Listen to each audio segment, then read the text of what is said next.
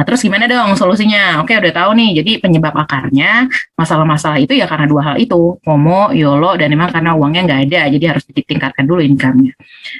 Sebenarnya solusinya adalah belajar, ya. Belajar. The best investment you can make is an investment in yourself. The more you learn, the more you'll earn. Kata Warren Buffett. Warren Buffett ini adalah bapaknya investasi, gitu ya, yang kaya banget karena investasi. Investasi yang mungkin bingung bahasa Indonesia apa. Jadi investasi terbaik yang bisa kamu buat adalah investasi pada diri kamu sendiri. Semakin kamu belajar, semakin banyak kamu dapat gitu. Nah, gimana kalau soal keuangan? Teman-teman bisa belajar dengan cara otodidak. Seperti saya, awalnya saya otodidak belajar karena disuruh sama suami. Karena kan habis nikah, suami minta untuk atur duit. Belum pernah belajar, nggak pernah diajarin di sekolahan gimana caranya ya gitu. Background juga bukan keuangan, akhirnya otodidak. Cari-cari, terus kemudian baca-baca gitu kan. Otodidak sama buku adalah yang pertama saya lakukan. Jadi makanya durasinya tuh panjang sampai akhirnya ketemu metode yang tepat dan cocok sama manajemen keuangan keluarga saya waktu itu. Nah, sebenarnya cara yang lebih cepat tapi harganya mahal adalah konsultasi atau ikut kelas ya. Konsultasi itu bisa berapa?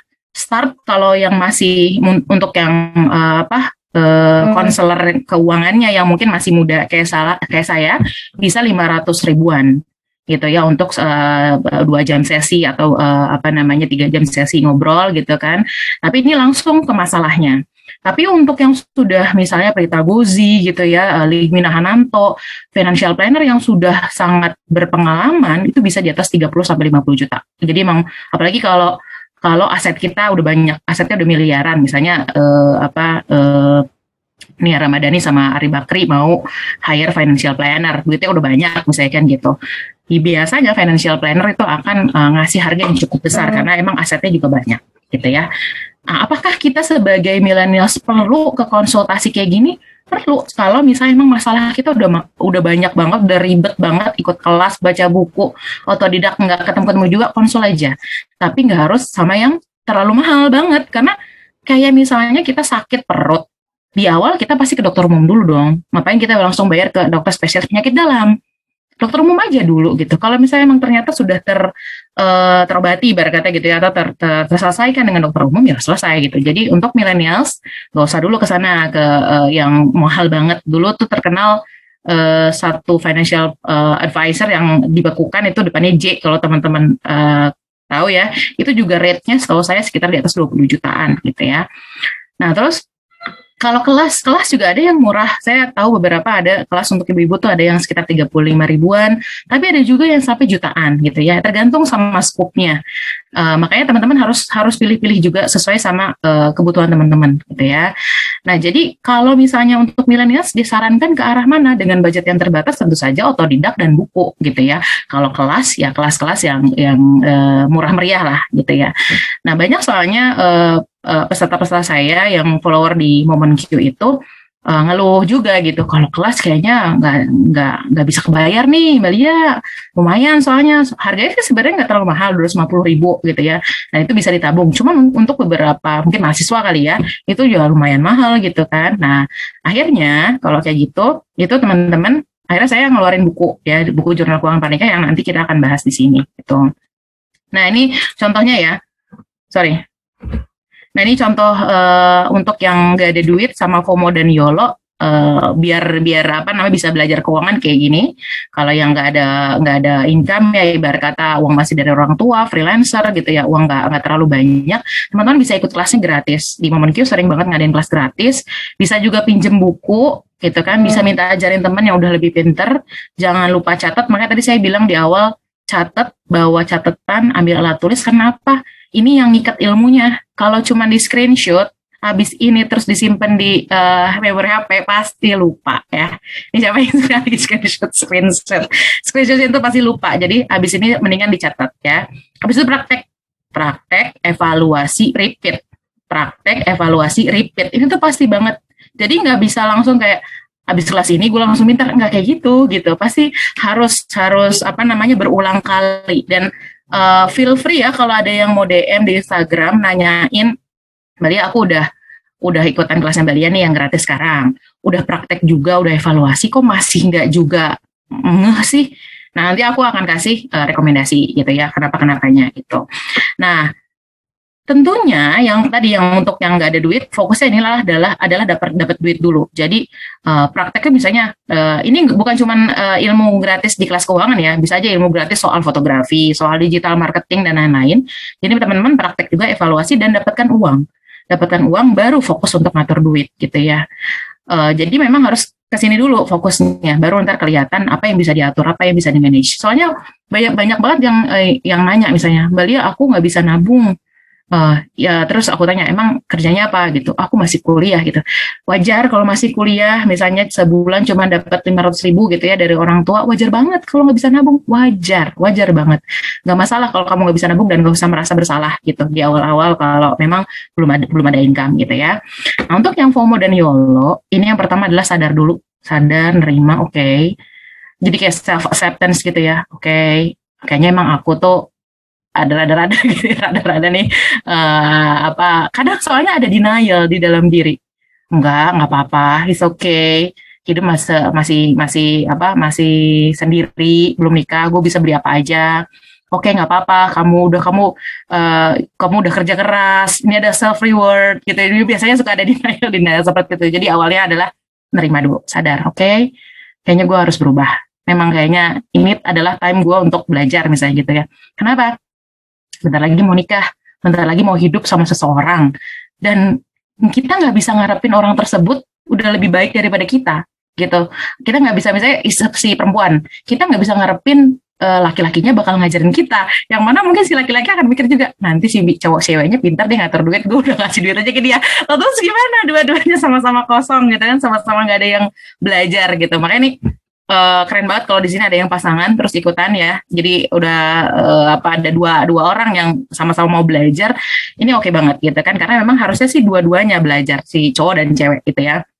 Jadi sadar nerima, karena ada uang, jadi ini diarahin untuk konsul dan kelas karena budgetnya ada gitu kan. Konsul, kelas, kosongin gelas. Kosongin gelas tuh maksudnya apa? Masuk tuh jangan dengan pikiran pinteran gue dibanding lo gitu, atau misalnya enggak, kayaknya gue boleh gitu. Jadi denial. Jadi walaupun udah dikasih ilmu misalnya gitu ya, dikasih tahu, kasih advance sama advice dari konselornya ya atau konsultan keuangan gitu, dia nggak mau terima. Jadi makanya dibilang kan sadar, nerima dulu di awal, kosongin gelas gitu ya, terima ilmunya, catat, jangan lupa praktek evaluasi repeat sama, praktek evaluasi repeat, catat, praktek evaluasi repeat sama, baru nanti berhasil atur duit. Jadi memang prosesnya cukup panjang dan nggak bisa instan gitu ya. Biasanya mungkin emang teman-teman yang baru nikah, terjun, udah kecebur duluan, berenang duluan, baru belajar, biasanya lebih cepat memang. Sama teman-teman yang single yang ya udahlah nanti aja lah gitu ya. Tapi better late than never lah daripada nggak sama sekali. Ya ini teman-teman yang single di sini udah keren banget, udah ikutan dan mau membuka diri di awal, dibanding mungkin ada yang udah 5 tahun nikah gitu, itu masalahnya udah terlalu banyak, udah lebih sulit. Ini mumpung single ya. Nah ini contohnya ya, ini peserta saya waktu itu case hutang banyak, konsul. Ini case di kelas, gajinya gede, menurut saya 10 juta per bulan tuh gede, karena dulu pas waktu saya kerja aja saya cuma dapat 3 juta di awal-awal fresh graduate ya. Ini udah gede 10 juta tapi nggak punya tabungan. Nah tapi tadi kan konsul dan kelas ini kan takes money gitu ya, ada biaya, makanya akhirnya bisa cari solusi dalam bentuk otodidak. Tadi otodidak mungkin agak lama prosesnya, bisa buku gitu ya. Tapi buku sering banget ya udah, we buy a book and then just leave it. Beli buku lupa dibaca gitu kan, seringnya kayak gitu. Beli jurnal keuangan harapannya dia bisa ngatur budgeting atau bikin apa, tapi akhirnya ya udahlah gitu, nggak keinget lagi habis itu. Makanya akhirnya si buku ini saya bikin pengen low budget tapi pengen belajarnya juga bisa efektif gitu ya. Masa sih gitu, aku sering banget beli jurnal nggak kepake, makanya hello, kita ada bonus. Bonusnya apa bentuknya? Bentuknya bentuk video yang bisa ditonton sama konsul 3 bulan. Konsul 3 bulan ini rencananya ada kurikulumnya, jadi aku nggak kepengen ini memang di dalam grup Telegram gitu, tapi pengen ada kurikulumnya gitu ya. Jadi beli si jurnal keuangan Pranika ini harga 89.000, sengaja saya bilang sama penerbit, nggak usah ngambil margin banyak-banyak, sedikit aja, karena emang ini targetnya adalah buat teman-teman yang mungkin mahasiswa belum punya banyak income, jadi memang harus very very low budget gitu ya, dan dikasih bonus juga cukup banyak gitu ya, bonus video dan juga kelas setara 500.000 gitu ya.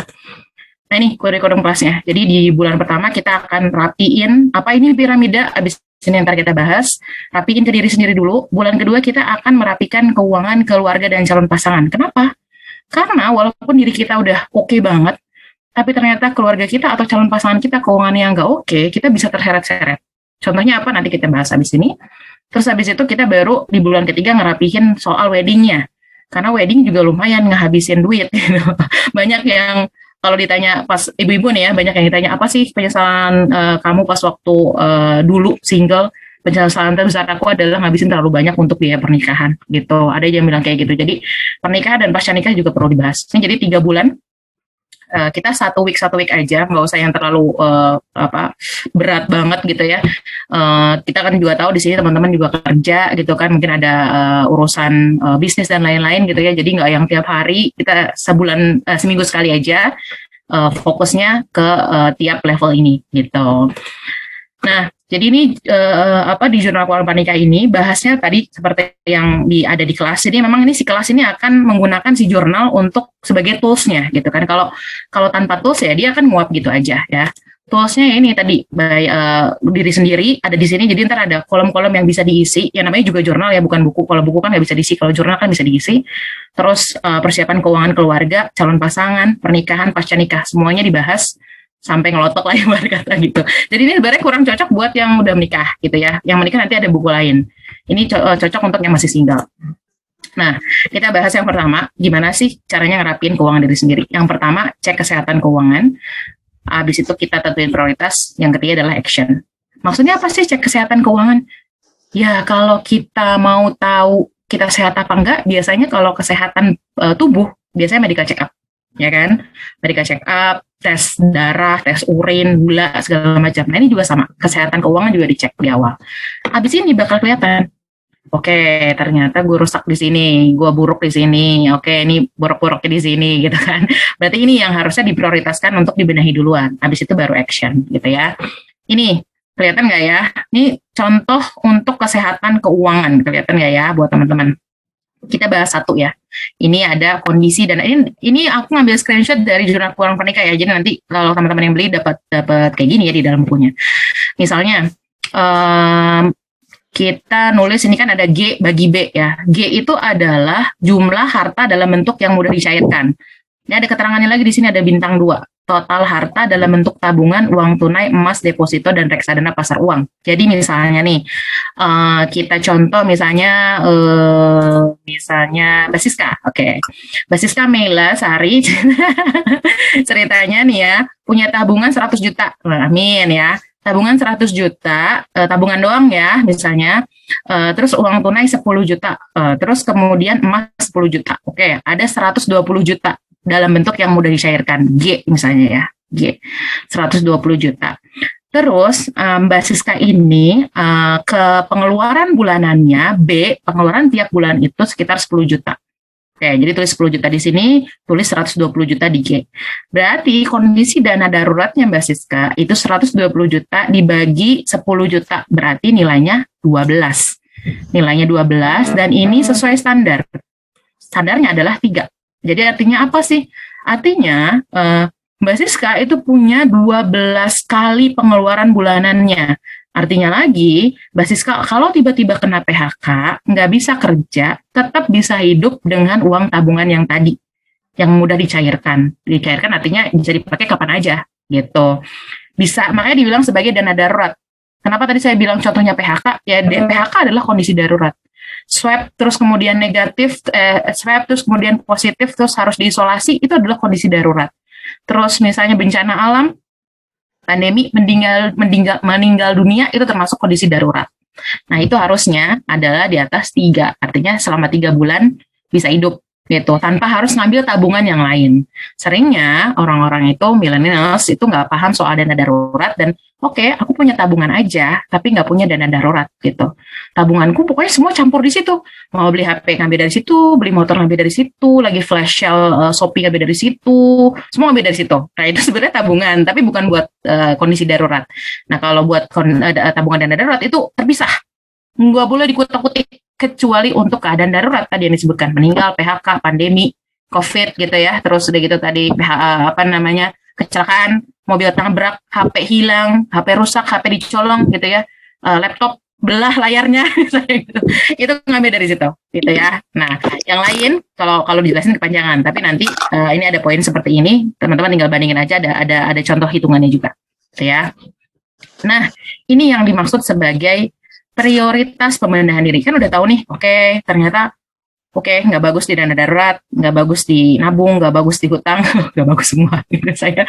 Ternyata berarti dana darurat, menabung, dan hutang ini sebenarnya ada di bagian sini. Di bagian level 1. Dana darurat, hutang, nabung, itu ada di sini. Di bagian awal di sini. Nah, jadi kalau misalnya ada yang dana daruratnya belum beres, nggak punya dana darurat, punya tabungan aja, hutangnya masih lebih besar dari 30% pemasukan bulanan, berarti ini level 1-nya yang harus dibenerin. Ini ngurut ya, jadi kalau ternyata memang hasilnya nggak oke di bagian sini, dana darurat hutang, berarti teman-teman prioritasnya yang harus dirapin adalah yang level 1 dulu. Gitu, jadi kalau aku punya banyak hutang orang tuaku juga, hutang kartu kredit juga, tapi harus nabung juga untuk misalnya mau traveling ke Raja Ampat, terus tabungan nikah, mana dulu ya yang harus diprioritaskan? Nah, yang harus diprioritaskan adalah yang level 1 dulu.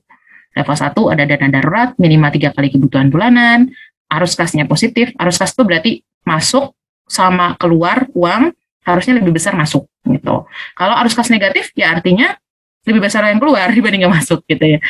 Kelihatan dari sering ngambil tabungan, sering-sering ngambil tabungan. Terus sama hutang kurang dari 30%, ini Rapinu level 1. Kalau level 1 udah beres, baru naik level 2. Ada apa di level 2?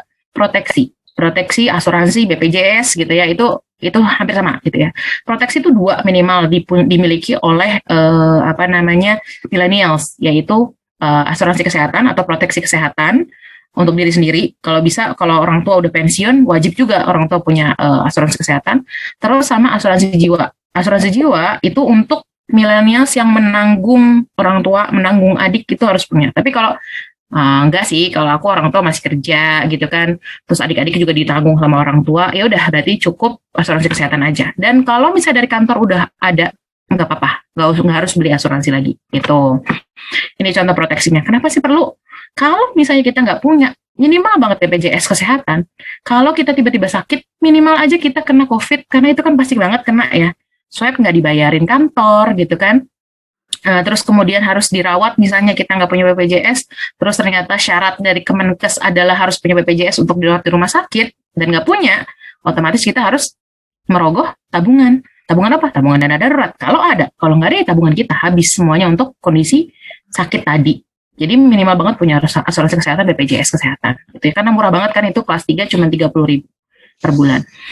Baru abis ini ngomongin tujuan keuangan, traveling lah, nikah lah, terus kemudian haji mungkin gitu ya, atau mungkin apartemen, mobil, itu baru di sini gitu.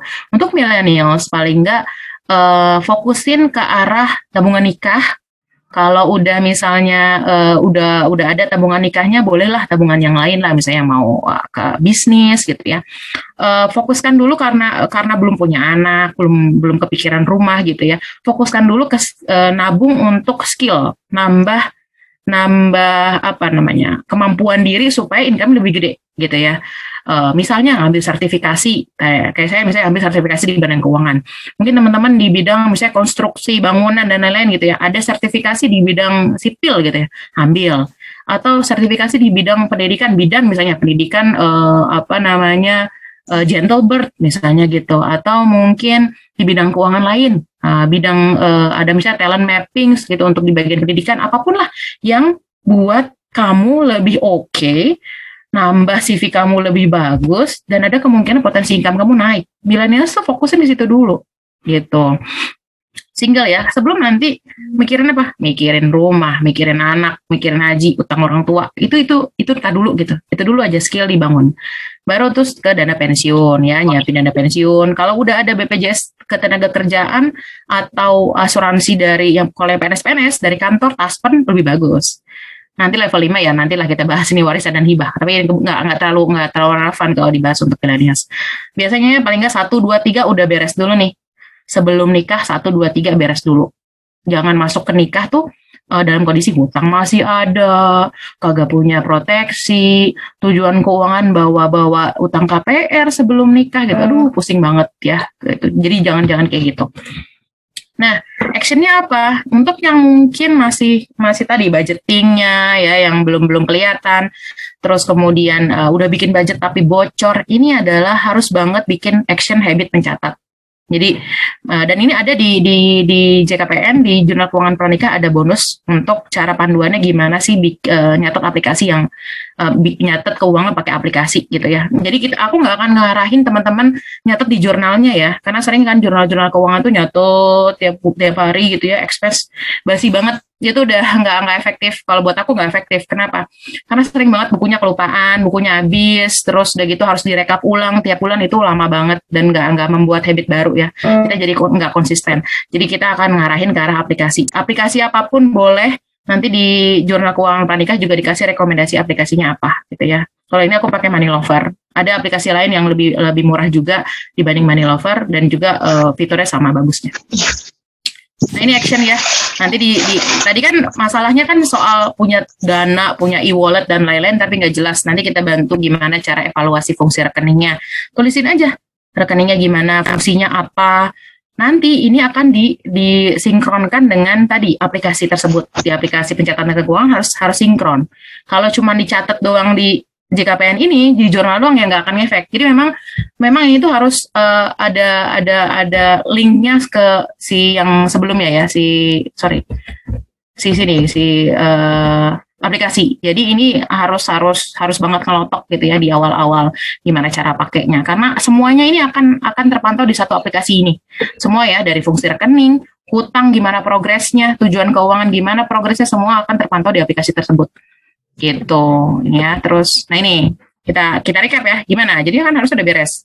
Nggak ada anggaran, bikin anggaran di jurnal. Ini ada anggaran secara garis besar, tapi nanti di aplikasi pencatatan ada apps kayak gini, dia akan ada semacam fitur yang mengecek secara real time budget kamu. Jadi tadi buat Mas Irda ini udah kelihatan banget di sini, udah merah nih, gue nggak bisa belanja boba lagi, udah merah gitu.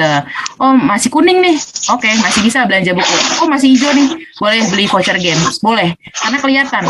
Kalau kita bikin budget di awal doang tapi nggak dipantau, itu wajar kalau kita lose aja, bocor terus. Karena nggak kelihatan secara real time kayak gini. Dan nggak ada notifikasinya juga. Kalau dia nih dipakai, ting, hoi, udah 80%, sisa 20% lagi. Jangan dipakai, ini budget kamu udah tinggal sedikit. Nah itu ada notifikasinya, kan asik ya kalau kayak gitu. Gitu. Ya ini jadi budget insya Allah. Terus udah gitu juga apa tadi? Rekening banyak, nggak jelas.